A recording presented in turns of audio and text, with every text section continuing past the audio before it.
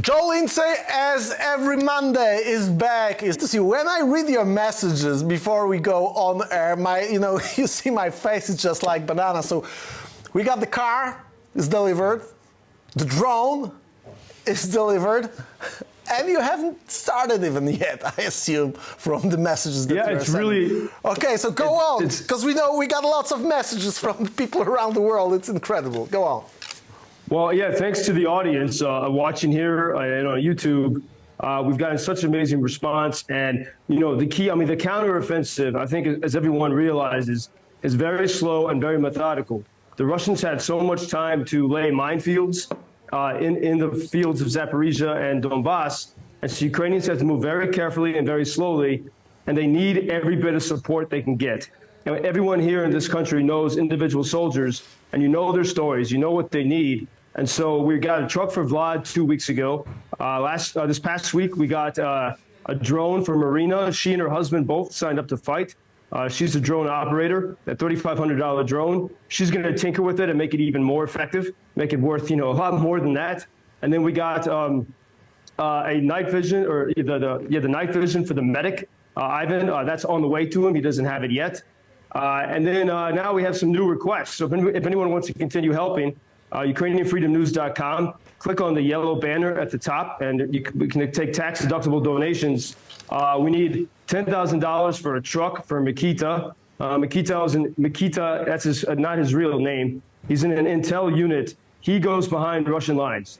He's rescued civilians. He's gone on missions we won't know about until after victory. But I know him through my friends at Group 35, which is really a collection of artists and philosophers and musicians from Lviv that have been raising tons of money to buy trucks for their friends in the military. So we need $10,000 for a truck for Mikita. We had a great donor, Peter Jurgensen in particular, sent money for trucks and Jeeps, and we'll be updating you on that next week on those vehicles we were able to buy. But really, the response has been amazing. And then the other thing that the soldiers really need, so the Russians often attack at night, and without night vision and thermal vision, the Ukrainian soldiers, they can't really use the drones at night. And these things are pretty expensive. They're relatively expensive. They're about $3,500 to $4,000. But we really need some thermal imagers and night visions for the drones. So Ukrainians can use these. Joe, what are the devices that are needed by those people? If we are talking about drone operators, does it mean that those are the cameras that can be fixed on drone and they have the possibility and ability to see the thermal vision from the drone, or does it mean that those are the night vision goggles for the drone operators itself? Because it's very interesting, I'm sure, for our viewers, what kind of devices are needed. Well, all these things are needed, but we go step by step, like the counteroffensive, very methodically. At the moment, there is a need to fit the drones with night vision. Okay. And actually, with thermal vision. We also need. So we are talking about the optics or the things that are used on the drone to look on the ground and look for the signs of the different temperatures and the high temperatures. So, exactly. To assess the situation, and that will help these guys a lot, especially at, certainly at nighttime. There is a need for things like thermal scopes that go on rifles, but you cannot use tax-deductible money from the United States to support that. If anyone wants to support that, send me money on PayPal at UkrainianFreedomNews.com. But this week we're focusing on that one more car, truck, and then the thermal visions for the drones. And it's when you realize it comes down to every single soldier in those trenches. Many guys have been wounded because of the minefields.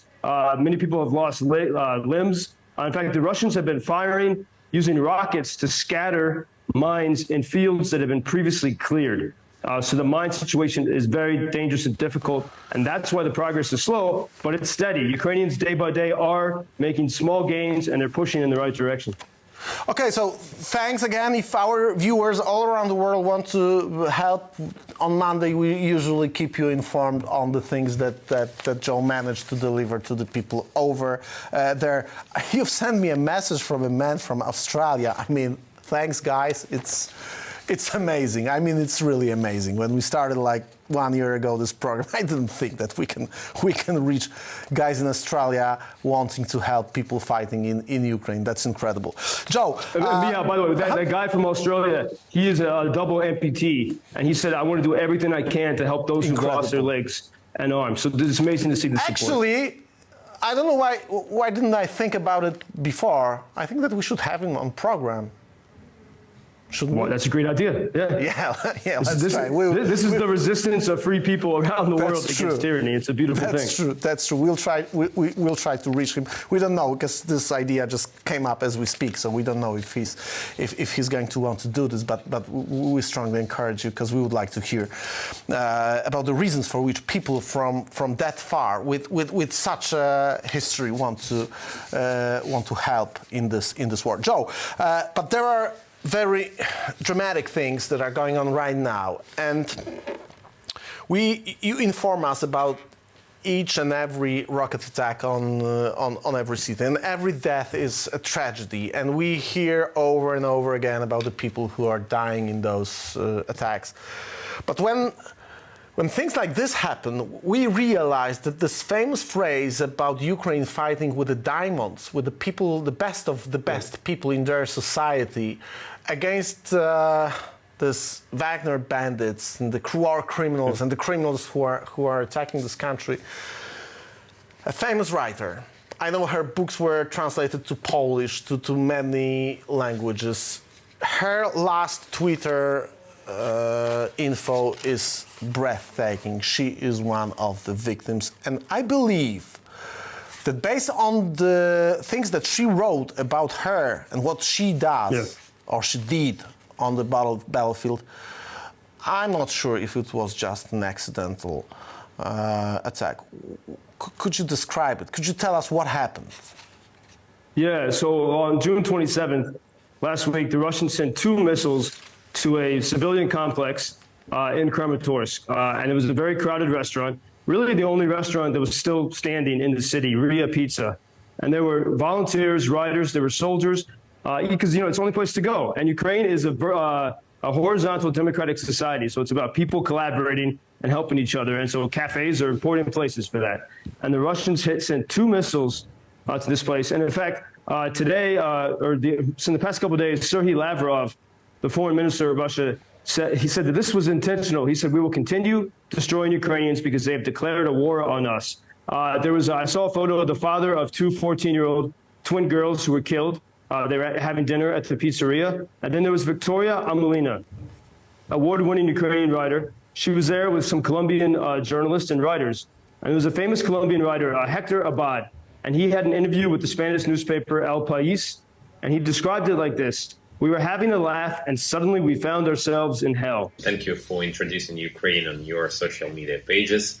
That's very important that much more people can get more information about the situation here and how everybody can help Ukraine to stay stronger and to save all the world. Что он сказал? Well, which side are you on? На чьей ты стороне? Come on now. Oh, which side are you on? На чьей ты стороне? Ебать.